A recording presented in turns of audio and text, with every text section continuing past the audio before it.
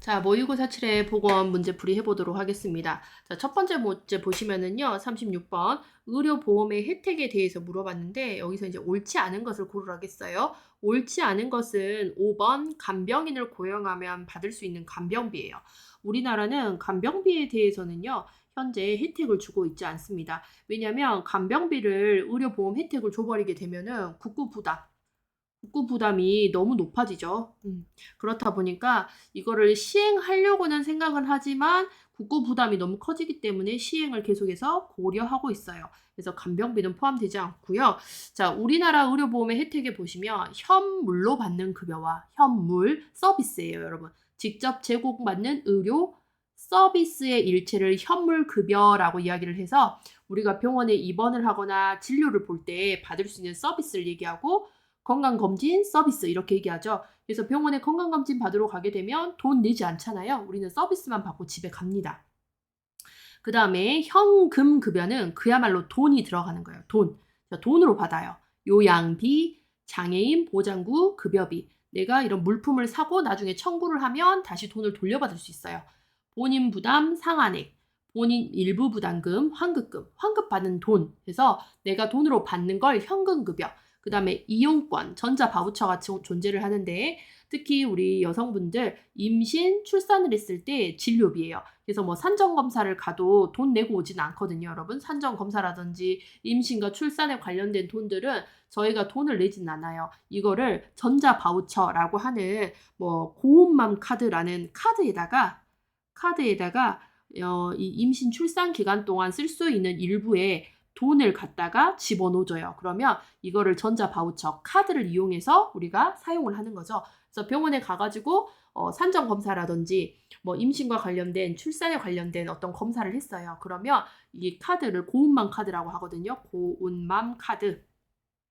이 전자 바우처에 들어있는 고운맘 카드로 결제를 하고 오면 돼요. 여기에 돈이 들어와 있기 때문에. 자, 그래서 1번에 보시면 아플 때 병원에서 치료받을 수 있는 요양급여. 그래서 우리가 아플 때 병원에 가서 진료 보고 입원을 하잖아요. 그러면 이거는 현물급여에 해당이 됩니다. 그래서 우리가 병원에 가면 병원비 몇천 원만 내고 오잖아요. 그 몇천 원은 내가 내는 일부 부담금이고 나머지 돈에 대해서는 공단에서 병원 쪽으로 돈을 줍니다.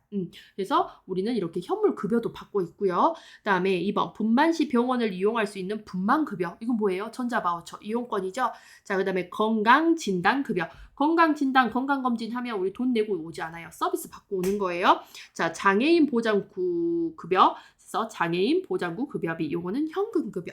그 다음에 5번은 아니겠죠. 그래서 의료 혜택은 현물, 현금, 이용권으로 우리는 세 가지로 하고 있습니다. 자, 그다음에 37번 보시면 1차 보건의료의 원칙이라고 되어 있는데 1차 보건의료 어렵게 생각하지 마시고 여러분 1차 보건의료는 보건소, 보건지소, 보건진료소에서 하는 것들이 1차 보건이라고 보시면 돼요. 자, 그래서 보시면 3번에 지역사회 주민들이 받아들일 수 있는 방법을 선택을 합니다. 그래서 지역사회 주민들이 받아들일 수 있는 지역사회 주민들을 위해서 이 1차 보건을 하는 거거든요. 그래서 이들이 받아들일 수 있는 것들을 하셔야 돼요. 그래서 이 지역 사람들이 원하는 교육이라든지 원하는 것들을 해주셔야 되겠고 이들에 대해서 이들이 받아들일 수 있는 방법을 해야 1차 보건의료는 성공이다라고 이야기를 할 수가 있겠고요. 자, 1번 지역사회 주민의 소극적인 참여를 하시면 안 돼요. 지역사회 주민이 어떻게 참여를 해야 돼요, 여러분? 적극적으로 참여를 해야 됩니다. 그 다음에 지역사회 주민의 차등한 이용이라고 되어 있는데 여러분 보건소, 보건지소, 보건진료소는 남녀노소, 뭐 나이, 성별, 뭐 이런 거 상관없이 누구나 돈이 많든 돈이 적든 누구나 이용을 할 수 있는 거잖아요. 그래서 차등하게가 아니라 여러분 지역사회 주민 누구나 균등하게 누구나 이용을 할 수 있어야 된다라고 되어 있어야 되겠고요. 그래서 지역사회 누구나 모두가 사용을 합니다. 이용을 할 수 있어야 돼요. 자, 그 다음에 지역사회 주민의 특수치료를 위한 방법. 여러분 우리는 보건지소, 진료소에서는요. 특수한 건 하지 않아요. 우리가 특수한 치료를 받기 위해서는 이제 대학병원급 특수병원을 가셔야 되겠죠? 대학병원이나 특수병원, 뭐 3차 병원 이런 데를 이용하셔야 되지 여기서는 특수한 건 해줄 수 없어요. 그 대신 자 여기서는요. 1차 보건을 하는 보건소, 보건지소, 보건진료소는 일반적이고 보편적인, 가장 기본적인 건강 문제를 관리해요. 그러니까 일반적으로 누구나 보편적으로, 기본적으로 가지고 있는 65세 이상, 뭐 노인이 되면 누구나 가지고 있는 일반적인 고령이 됐을 때 가질 수 있는 뭐 고혈압, 그다음에 당뇨, 나이가 들면 일반적으로 보편적으로 기본적으로 누구나 이런 거 가지고 있잖아요. 이런 건강 문제를 관리를 하는 것이지 특수한 것들은 하지 않습니다. 그래서 이런 것들을 하되 자, 이것만 하느냐? 그 외에도 다양한 것들을 해요. 그래서 보편적이고 기본적인 일반적인 건강 문제를 관리하되 굉장히 포괄적으로 한다라는 말도 써요. 굉장히 넓게 보고 있습니다. 자, 그다음 지역사회 주민의 지불 능력과 무관하게 제공되는 사업이다라고 되어 있는데 지역 주민의 지불 능력에 맞는 사업을 하셔야 되겠죠. 그래서 지역 주민 보통 뭐 보건소에서 하는 사업들이라든지 여기서 하는 어떤 것들을 보면 돈이 거의 들어가지는 않아요.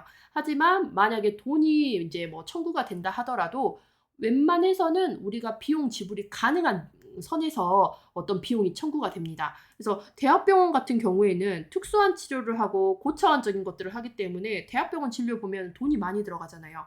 그런데 이런 보건소에서 하는 지역사회 주민들을 위해서 일반적이고 보편적인 기본적인 것들을 하는 곳에서는요. 주민의 주머니 사정도 생각을 해야 되기 때문에 지불 능력에 맞는 사업을 해야 된다. 이런 것들도 1차 보건의료의 원칙이에요. 그래서 1차 보건의료는 어렵게 생각하지 마시고요. 보건소에서 하는 거 이렇게 기억을 하시면 훨씬 더 쉽습니다. 그래서 보건소는 누구나 지역사회 주민 누구나 이용을 할 수 있기 때문에 1차 보건의료는 누구에 맞춰줘야 되죠? 지역 주민이 받아들일 수 있는 것들에 대해서 맞춰줘야 되겠고 지역사회 주민이 가지고 있는 일반적인 보편적인 기본적인 건강 문제를 갖다 관리해주면서 지역사회 주민의 주머니 사정, 지불 능력에 맞는 사업이 되어야 한다. 이렇게 보시면 돼요. 자, 그다음에 38번에 보시면 보건교육 방법 중에 토론이고 창의적인 방법. 그래서 키워드는 요 창의적인 보건교육, 창의적. 여기 딱 넣으면 뭐냐? 브레인스토밍입니다. 머리를 맞대고 우리 이야기를 하는 거예요. 특정한 문제를 중심으로 아이디어의 자유로운 흐름으로 창의성을 이용할 수 있다. 그래서 창의성이라고 나오면 브레인스토밍, 머리를 맞대고 반짝반짝한 나의 아이디어를 자유롭게 내세우는 거예요. 자, 그다음에 39번에 보시면 현장 학습 방법의 장점. 자, 현장 학습은 현장으로 직접 찾아가서 우리가 학습을 배워요.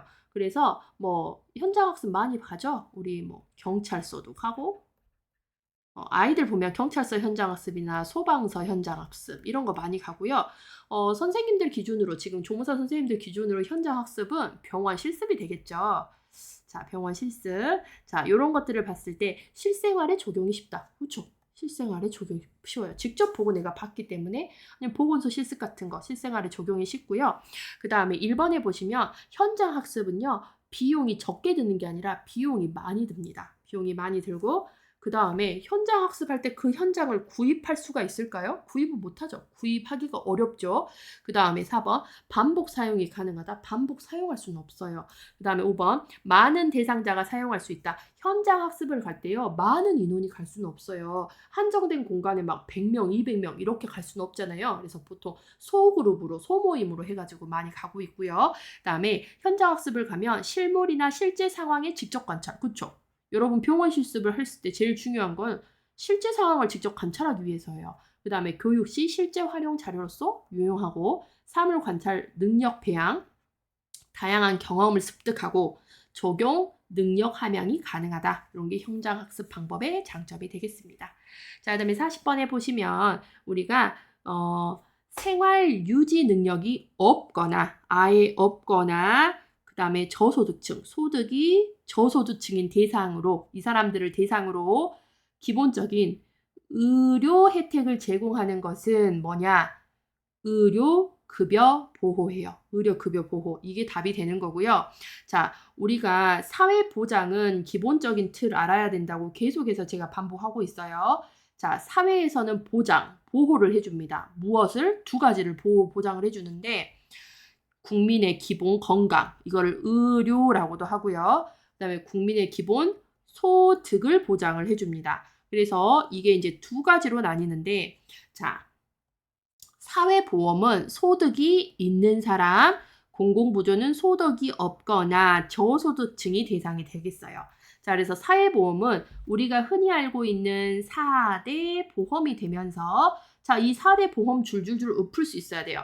건강보험, 그 다음에 연금, 국민연금, 그 다음에 고용보험, 산업재해 줄여서 산재, 그 다음에 노인 장기요양. 그래서 종류는 5가지인데 이 노인 장기요양 같은 경우는 국민건강보험으로 그냥 같이 포함이 되어 있기 때문에 우린 줄여서 4대 보험이라고 이야기를 하고 있죠.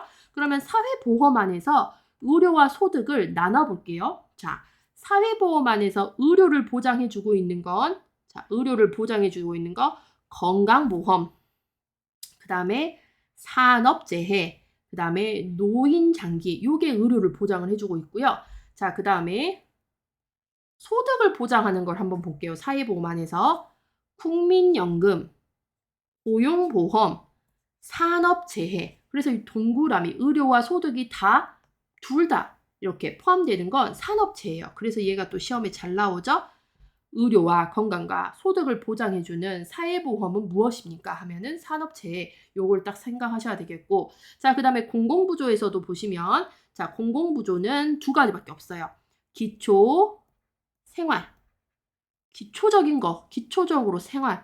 내가 밥은 먹고 살아야 되잖아요. 밥 먹고 살고 이런 것들, 기초생활보장. 그래서 기본적인 뭐 의식주를 내가 할 수 있게 일부에 돈이 나온다든지, 그 다음에 기본적인 나의 건강, 의료급여, 의료보호라고 이야기를 합니다. 자, 그러면 공공부조 안에서 의료를 책임져주고 있는 거는 의료급여, 그 다음에 공공부조 안에서 소득을 보장하는 건 기초생활보장, 이렇게 나눌 수가 있어야 돼요. 그래서 이 기본 틀을 알고 계셔야 풀 수 있는 사회보장 문제들이 있어요. 그래서 이 기본 틀은 여러분이 반드시 나누셔야 되겠고, 그렇기 때문에 생활유지 능력이 없거나 저소득층을 대상으로 의료를 혜택을 준대요. 의료. 그래서 의료급여, 의료보호가 되는 거예요.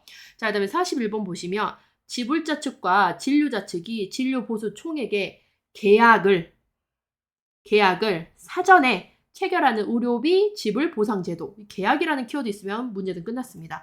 총액을 갖다가 계약하는 총액계약제, 총액예산제라고도 부르고 있어요.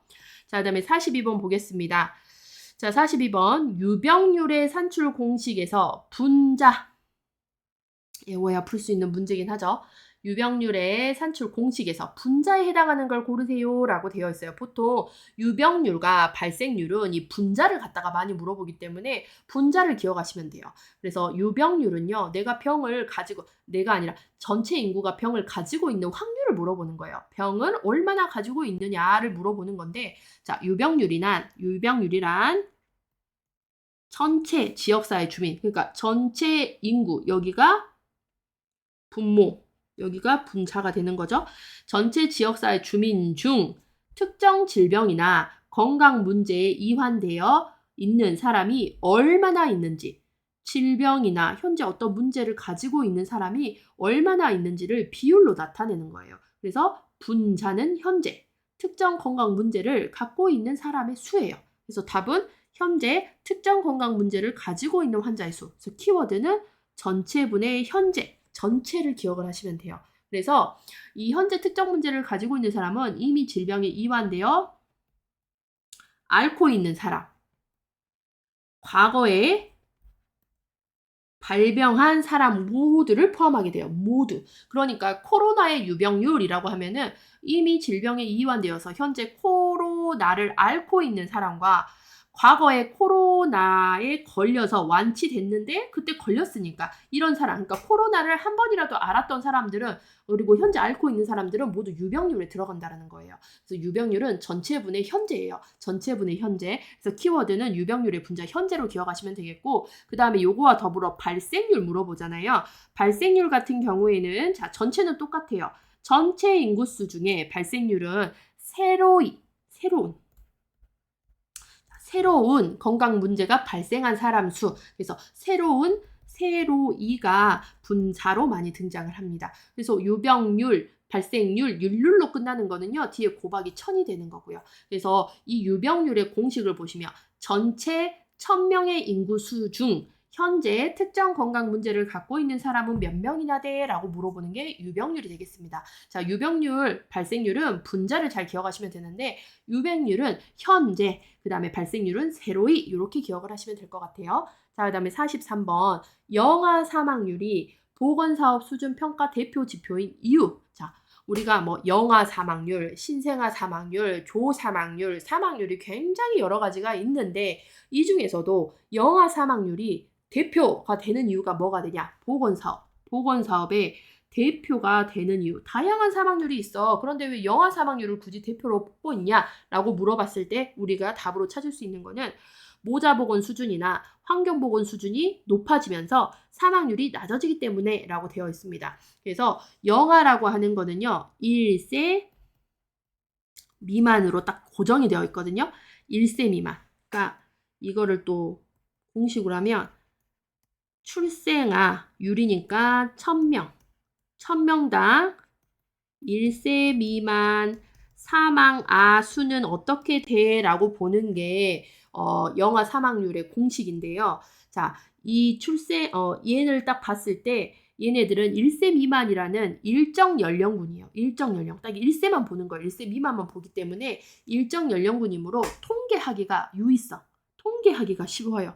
그래서 보시면 2번 보면 일정 연령이므로 통계적 유의성이 낮은 게 아니라 높고요. 자, 1번 보시면 경제 수준에 의하여 영향을 받지 않기 때문에 라고 되어 있는데 영아 사망률은 경제 수준의 영향을 받고 그 나라의 교육 수준, 그 나라의 환경, 위생에 영향을 받아요. 그래서 영아 사망률이 높잖아요. 1세 미만, 1세를 채우지 못하고 죽어버린 애들이 많다라는 건 무슨 말이냐? 영아 사망률이 높다. 1세를 애들이 태어났어요. 태어나기는 건강하게 태어났는데 1세를 채우지 못하고 영아 사망률이 너무 높은 거예요. 1세 채우지 못하고 돌전에 죽어요. 돌잔치를 못해요. 그래서 이거를 봤더니 뭘 볼 수 있느냐? 건강하게 태어났지만 그 나라의 경제 수준이 너무 후지거나 보건 같은 교육 문제, 보건교육이라든지 전체적인 교육 수준이 낮거나 환경위생이 너무 후졌어요. 그러면 어떻게 된다는 거예요? 이 사망률은 높아질 수밖에 없다는 거예요. 그렇기 때문에 영아 사망률은 이런 경제에도 영향을 받습니다. 그 다음에 3번 영아 사망률의 변동 범위가 조 사망률의 변동 범위보다 적은 게 아니라 큽니다. 영아 사망률을 봤을 때는 뭘 볼 수 있냐면요. 영아 사망률이 높으면 후진국, 낮으면 선진국, 그 나라의 상태. 그래서 변동 범위가 이렇게 조사망률의 변동 범위보다 커요. 이렇게 큰 걸 볼 수 있어요. 커서 후진국과 선진국으로 이렇게 나눠볼 수가 있고요. 그래서 변동 범위가 굉장히 큽니다. 이걸 가지고 변동 범위를 봐서 그 나라가 잘 사는지 못 사는지 이런 것들도 볼 수 있는 거예요. 그 다음에 5번. 지역사회의 전반적인 경제 수준을 반영해 주는 게 아니라 지역사회의 전반적인 보건 수준을 보는 거예요. 보건. 그래서 보건사업 수준의 평가 대표 지표가 되는 겁니다. 그래서 영아 사망률은 일정 연령군 1세 미만이므로 통계적 유의성이 높고 통계하기 좋고 모자보건 수준이 높으면 높을수록 영아 사망률은 어떻게 되죠? 낮아지겠죠. 그냥 환경위생 수준이 높아지면 영아 사망률이 낮아지기 때문이다 라고 되어 있습니다. 그래서 우리나라도 과거에는 후진국이었죠. 후진국이니까 돌 전에 죽어버리는 영아들이 너무 많았어요. 그래서 우리나라도 후진국일 때는 영아 사망률이 높았고 현재는 선진국이니까 영아 사망률이 낮아요. 왜냐? 경제 수준도 올라갔죠. 우리나라 교육 수준도 올라갔죠. 환경위생도 너무 좋아요. 그러니까 건강하게 태어난 애들이 1세 돌잔치 할 때까지 건강하게 살 수 있는 선진국이 되니까 우리나라는 영아 사망률이 낮다라고 이야기를 할 수 있습니다. 그리고 영아 사망률. 그러면 왜 신생아 사망률은 대표 지표가 될 수 없어? 라고 물어보거든요. 자, 신생아가 1개월이잖아요. 1개월까지. 1개월을 신생아라고 하는데 보통이 1개월 된 신생아가 죽는 이유는 뭐 때문에 죽냐면 유전적인 이유 때문에 죽는 거예요. 유전적. 태어나기를 이 유전자가 너무 좋지 않게 태어났기 때문에 버티고 살 수가 없는 거죠. 그러니까 그 나라의 뭐 경제라든지 교육이라든지 환경이라든지 모자보건 수준이라든지 이런 거에 영향을 받는 게 아니라 신생아 사망률이 높아지는 거는 유전적인 문제 때문에 죽는 거기 때문에 그 나라의 뭐 보건 사업이라든지 환경이라든지 이런 거와는 연관성이 없고, 영아는 태어나기는 정말 유전자가 짱짱하게 건강하게 태어났는데 그랬음에도 불구하고 경제가 후지고 교육이 후지고 환경이 후지고 모자보건 수준이 낮아요. 그러면 그 나라의 상태들을 또 볼 수가 있는 그런 지표이기 때문에 대표적인 보건사업 수준의 지표로 사용하고 있습니다. 그래서 영아 사망률 정말 잘 나오죠. 자, 그 다음에 44번 보겠습니다. 자, 우리나라 국민 의료비가 증가하는 원인. 시간이 지나면 지날수록 국민의 의료비는 점점 증가하죠. 그래서 건강보험료라고 하는 것도 우리가 시간이 지나면 지날수록 점점 높아질 것이다. 현재 실질적으로 높아지기도 했고요. 자, 그 이유는 뭐냐? 의료기술이 발달했기 때문이에요. 의료기술의 발달. 자, 그래서 과거에는 뭐 정말 못 살 때, 그리고 의료기술이 발달하기 전 같은 경우는 고혈압이라든지 당뇨가 있으면 이거를 앓다가 죽었었어요. 그러니까 사망의 나이가 굉장히 빨랐었잖아요. 그런데 지금은 의료기술이 너무 발달하다 보니까 죽어가는 사람도 살리고 있고, 고혈압이나 당뇨 같은 경우는 죽는 날까지 관리만 잘하면 건강하게 살 수 있는 거예요. 그러면 죽는 날까지 관리하기 위해서는 병원에 다녀야 되겠고 약을 사 먹어야 되잖아요. 그러면 뭐가 증가하겠죠? 당연히 죽는 날까지 내가 계속해서 병원 다니고 약을 사 먹어야 되면 의료비는 증가할 수밖에 없는 거예요. 그래서 의료기술이 발달하면 의료비는 증가합니다. 그만큼 내가 거기에다가 돈을 쓰기 때문에. 그 다음에 소득 수준이 증가했어요. 소득이 높아지면 높아질수록 나는 건강하게 더 오래오래 잘 살고 싶거든요. 그러면 어떻게 돼요? 병원도 잘 다니게 되고 약도 더 찾아서 먹게 되고 하다 보니까 의료비는 증가할 수밖에 없고, 그 다음에 우리가 받을 수 있는 이 건강과 관련된 것들과 관련돼서 받을 수 있는 급여의 범위, 그러니까 의료와 관련된 급여의 범위가 점차 확대가 돼서 우리가 의료와 관련된 서비스에 받는 종류가 너무 많다라는 거예요. 그러면 이것도 의료비의 증가가 됩니다. 그 다음에 인구의 노령화. 나이가 들면 들수록 죽는 날까지 관리를 해요. 그러기 위해서는 병원과 약, 요게 계속해서 의료비로 나가겠죠. 그래서 노령화가 되면 만성질환이라고 하는 고혈압, 당뇨 이런 것들이 증가하게 되고, 이런 것들을 죽는 날까지 관리하다 보니 병원과 약, 의료비가 증가할 수밖에 없다. 이렇게 보시면 되겠습니다. 자, 그 다음에 45번에 보시면 유해인자. 자, 유해인자라는 딱 얘기가 나왔어요. 유해인자에 노출되는 작업 환경이라고 하면은 유해, 나에게 해를 주는 나쁜 물질, 나에게 해를 주는 물질에 노출되는 작업 환경이라고 하면 우리가 앞에서 배웠던 소음, 낮은 조도, 고기압, 저기압 이런 것들 있죠. 뭐 진동. 자, 이런 인자들, 이런 것들이 나오는, 그리고 뭐 납, 수은을 다루는 곳, 납이라든지 수은도 다루고 뭐 여러 가지가 또 있겠죠. 납도 있고 수은도 있고 기억이 안 나네요. 뭐 카드뮴, 네, 이런 것들을 또 다루는 회사에서 일하시는 분들 있죠. 유해인자 노출되는 작업 환경, 이런 곳에서 일하는 사람에게 종사하는 근로자의 건강 유지를 목적으로 실시하는 건강진단. 유해인자가 나오면 특수한 인자라고 해요. 특수한. 그래서 이 사람들은 특수한 물질들이 나오는 곳에서 특수한 작업 환경에서 일하죠. 소음도 많고 낮은 조도, 고기압, 저기압, 진동, 납, 수음, 카드뮴 이런 특수하고 나쁜 것들이 나오는 곳에서 일하는 사람들은 특수 건강 진단을 받게 되어 있습니다. 그래서 특수 건강 진단 대상 업무 종사자라고도 이야기를 합니다. 유해인자가 특수하다라고 보시면 돼요. 특수. 자, 그 다음에 46번을 보겠습니다. 물의 자정작용을 물어봤어요. 자정작용은 스스로 깨끗해지는 걸 자정작용이라고 해요. 그래서 물이 감당할 수 있는 어느 선에서 오염이 되면 그 감당하는 선에서 오염이 됐을 때는 스스로 깨끗해지려고 노력을 해서 그 물은 깨끗해져요. 근데 감당할 수 있는 범위를 넘어서서 너무 오염이 돼버리면 자정작용이 작용을 할 수가 없죠. 그때부터는 우리가 오염이라고 합니다. 그래서 보통 뭐 물뿐만 아니라 공기, 자연은 스스로 이 자정작용을 통해서 깨끗해지려고 하는데 이 범위, 자정작용, 스스로 깨끗해질 수 있는 범위를 넘어서 버리면 그때부터 우리는 오염이라고 볼 수가 있는 거죠. 자, 이거의 답은 산화여가 침전이 됩니다. 그래서 물에 유입되는 유기물은 오염물이라고 보시면 돼요.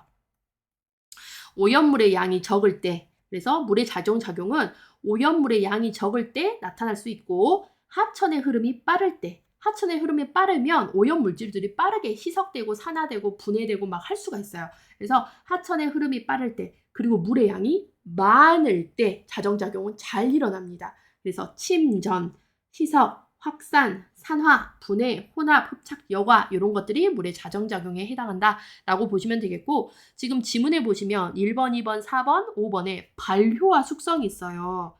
여러분, 물이 발효와 숙성이 되면 될까요? 안 될까요? 안 되죠. 발효 숙성은 해당이 되지 않습니다. 자, 그다음에 47번 적조 현상에 대해서 물어봤어요. 적조 현상. 붉은색으로 변하는 현상. 자, 그래서 답은 2번. 적조 현상은 미세한 플랑크톤이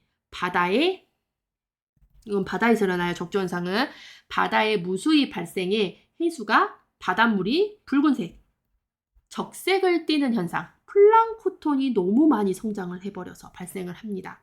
자, 그래서 1번에 보시면 수온이 높고 특히 그래서 여름철에 더 많이 발생을 하고요. 물이 따뜻하면 따뜻할수록 오염된 물이라고 또 판별을 할 수가 있거든요. 산소량이 부족해지니까. 그 다음에 염분의 농도가 높은 환경이 원인이 됩니다. 그래서 수온이 높은 염분 농도가 높은 바다에서 특히 적조 현상이 발생을 하고, 그 다음에 적조 현상의 원인은요. 자, 독성 물질의 과다 유입이 아니라 오염물질 아까 위에서 유기물, 영양분이 풍부한 생활화수 같은 거 있죠. 영양분이라고 얘기를 하는데 이게 오염을 일으키는 오염물이에요. 영양분이 풍부한 생활하수. 우리가 사용하고 버린 물들이 이제 이 바다로 흘러가게 되면 이때 이제 부영양화. 영양이 풍부해지면 물에는 문제가 발생해요. 영양이 풍부해져요. 물속에 영양이 풍부해지게 되면 그때부터 미생물 같은 이런 플랑크톤의 성장이 일어나게 되고, 거기다가 수온도 따뜻해지고 염분이 높아요. 그럼 플랑크톤이 살기 좋은 환경이 돼버리는 거죠. 근데 이렇게 되면 바다는 오염되었다라고 얘기를 할 수 있습니다. 자, 그 다음에 4번에 적조 현상으로 인해 과도하게 번식한 플랑크톤의 광합성 작용으로 산소가 과다하게 발생한다라고 되어 있는데, 과도하게 번식한 플랑크톤이 살기 위해서는요, 얘도 생명체다 보니까 얘가 성장하기 위해서 필요한 게 뭐냐? 사람도 살기 위해서 산소가 필요하듯이 얘도요, 살기 위해서 산소가 필요한 거예요. 그러면 이 플랑크톤은 바다에 이렇게 플랑크톤이 있잖아요. 그러면 이 플랑크톤은 바다 안에 있는 산소를 땡겨 써요. 그래서 과도하게 번식한 플랑크톤의 광합성 작용으로 산소가 줄어듭니다. 얘가 광합성을 하면서 바다에 있는 산소를 땡겨 쓰거든요. 그래서 산소가 줄어들고, 그렇기 때문에 적조 현상, 플랑크톤이 무수하게 번식한 적조가 생긴 바다에 살고 있는 물고기 있죠. 이 바다, 적조에 있는 물고기가 이렇게 살고 있을 거 아니에요. 그죠? 이 물고기는 바다 안에 있는 산소를 갖다 또 쓰는데, 여기에 있는 산소들을 이 플랑크톤이 갖다가 다 땡겨 써버리니까 바다 안에 산소가 부족해지고 이 물고기가 죽는 일이 발생을 하는 거죠. 그래서 이런 적조 현상이 생겼을 때 양식업 하는 사람들은 굉장히 힘들어 하시죠. 양식업 하는 고기가 막 떼죽음을 당해버리고 하다 보니까. 자, 적조 현상은요, 해류, 바다의 흐름이 느려질 때 더욱더 촉진됩니다.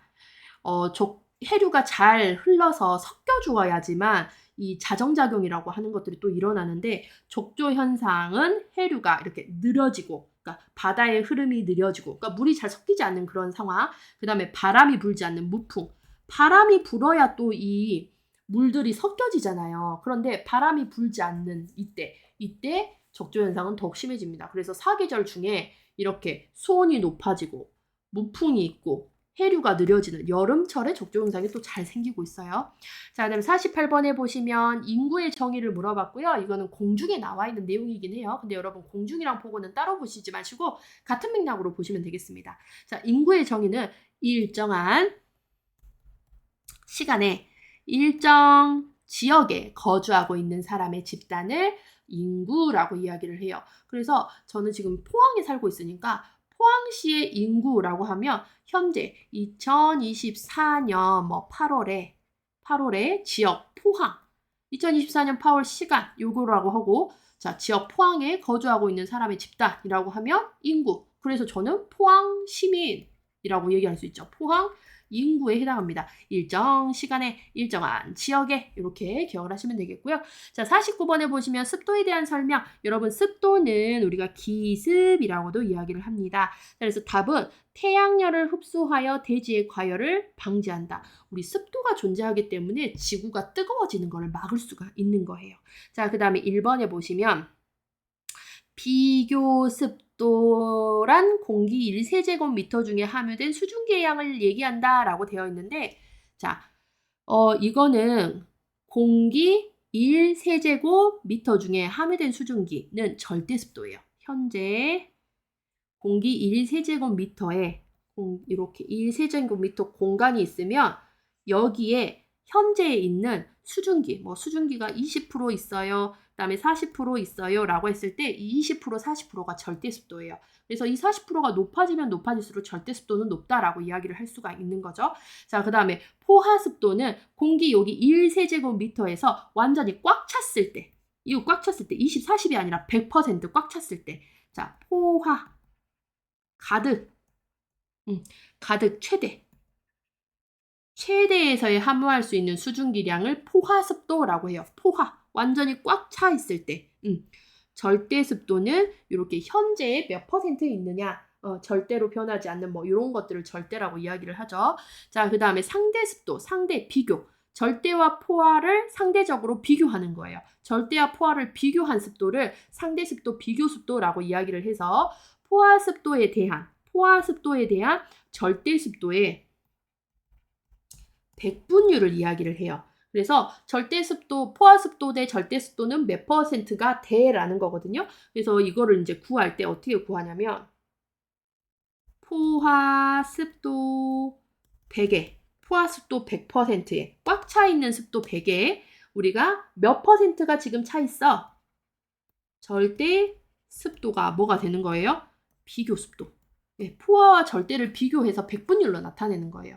그래서 우리가 백분율 퍼센티지. 그렇기 때문에 우리가 일반적으로 이거 죄송해요. 그램으로 하는 게 맞아요. 자, 백분율 같은 경우에는 습도 몇 퍼센트라고 하죠. 40에서 60%라고 했을 때 이게 상대 습도 우리가 일반적으로 사용하는 건데 공기의 건습 정도를 가장 잘 표시하며 우리 생활 환경과 중요한 관계를 가진 것은 상대 습도. 그래서 우리는 이 상대 습도를 보통 일상생활에서 적용해서 현재 습도 몇 퍼센트다라고 이야기를 하고 있어요. 그래서 절대 습도 같은 경우는 현재 공기 1세제곱미터 중에 수증기가 몇 그램이나 포함되어 있냐, 20g이냐, 40g이냐 요걸 보는 건데 그램 수가 높아지면 높아질수록 그 공간 안에 습도가 높다라는 거를 또 볼 수가 있는 거죠. 그래서 습도가 좀 어렵기는 하는데 절대는 절대적으로 이렇게 수증기를 그람수로 표현해서 현재 그다음에 포화는 그야말로 포화, 꽉 찬 상태, 최대치를 얘기를 하는 거다. 절대와 포화를 비교하는 거를 비교습도, 상대습도인데 우리는 이 상대 비교습도를 일상생활에서 주로 사용하고 있다라고 보시면 되겠습니다. 그래서 1번에 공기 1세제곱미터 중에 함유된 수증기량은 절대습도고 2번에 공기 중에 최대한 물방울이 섞일 수 있는 거를 포화습도. 자, 그 다음에 상대습도가 40%일 때 사람에게 쾌적감을 준다. 여러분 우리가 40% 습도라고 하면은요 굉장히 건조하다라고 표현을 해요. 그러면 이거는 쾌적한 상태가 아니고 우리는 쾌적하다라고 하면 40에서 60%일 때 40 밑으로는 건조합니다. 그래서 40에서 60은 우리가 쾌적하다라고 이야기하죠. 우리 지금 여름철에 막 습도가 80에서 90으로 올라가니까 불쾌지수가 높다라고 표현을 하는 거예요. 자, 그 다음에 4번. 습도는 정오가 지나서 최소. 정오가 지나서는 최소. 햇볕이 쨍쨍 찌니까 최소. 그 다음에 밤에서 아침까지. 밤에서 아침까지는 습도가 최대죠. 그러니까 우리가 밤이 지나고 새벽쯤에 가게 되면 어떻게 돼 있어요? 막 나무라든지 이런 곳에 이슬이 맺혀 있는 걸 볼 수 있어요. 왜냐? 습도가 최대가 되니까 이 최대치의 습도들이 나중에 나뭇잎이나 풀잎에 내려앉아 있는 상태라고 보시면 될 것 같습니다. 자, 마지막 문제 50번 보시면 직업병 연결, 직업병도 진짜 시험에 잘 나오죠. 자, 1번에 보실게요. 답은 몇 번이에요, 여러분? 4번. 진동. 자, 진동은 레이노병이라고 이야기하고요. 그래서 레이노 증후군이라고도 이야기합니다. 그래서 이 진동이 많이 노출되신 분들, 진동이 많이 노출된 그리고 진동 플러스 추위에 노출된 작업자, 타이피스트 이런 것들, 손가락을 많이 이용하고 그 다음에 우리가 운전 기사들 있잖아요. 오랜 시간 운전, 그 떨림이 있는 그런 곳에서 운전하시는 분들도 이런 진동에 노출돼서 레이노 증후군이 많이 발생해요. 자, 그 다음에 1번의 소음은요. 직업성, 소음성, 난청이 발생합니다. 시끄러운 곳에서 일을 하게 되다 보면은 이제 점점 못 듣게 되는 거죠. 그래서 조선 작업은 배 만드는 회사, 배 만드는 현장 쪽에서 일하시는 분들에게서 많이 발생하고 차감기 같은 경우에는요. 바위나 벽에 구멍을 뚫는 작업 하시는 분들. 그다음에 판금 작업이라고 하는 거는 이런 쇠판이라든지 이런 것들을 두드리는 작업을 할 때 소음이 굉장히 많이 발생을 하거든요. 이런 작업. 연마 작업은 어떤 것들, 돌이라든지 쇠라든지 이런 것들을 깎아내고 갈아내는 작업을 하시는 분들. 그래서 여러분 칼 갈 때 굉장히 소음 심하잖아요. 칼 연마 작업 이런 것들 할 때 소음에 계속 노출되면 이런 직업병이 발생을 하고요. 이런 소음, 고기압, 저기압 이걸 다 유해인자라고 이야기를 합니다. 자, 그 다음에 그래서 이런 유해인자에 노출되시는 분들은 직업병을 발생할 여부를 보기 위해서 특수검사, 특수건강검진 위해서 아까 우리 했죠? 그러면은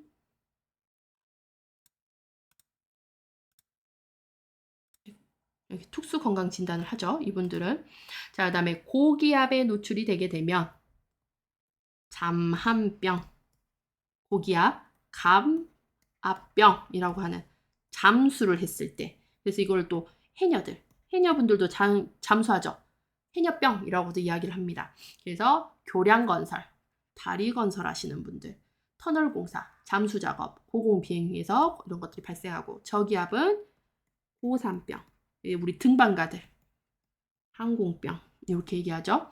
등반가, 비행기 조종사들, 그다음에 조명이 부족한 특히 낮은 조도, 어두침침한 데서 일하면 안진, 안구, 진탕증, 그 다음에 고온의 환경, 너무 더운 곳에서 일하시면 열중증이라고 해서 열사병, 일사병, 열허탈, 열경련 이런 것들이 발생을 할 수 있습니다.